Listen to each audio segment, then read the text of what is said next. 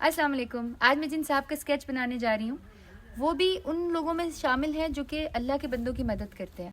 इम्तियाज़ रफ़ी भट्ट साहब has a good name in properties, buildings and all these plazas. मुझे नहीं पता, ही इज़ अ बिल्डर। लेकिन जो उनकी दूसरी साइड है, इंसानियत वाली साइड, अल्लाह वाली साइड, आई अप्रिशिएट दैट। और सर इसीलिए I am making this sketch for you to pay you tribute. May Allah bless you with health, इज़्ज़त एंड ईमान। And here I'll start.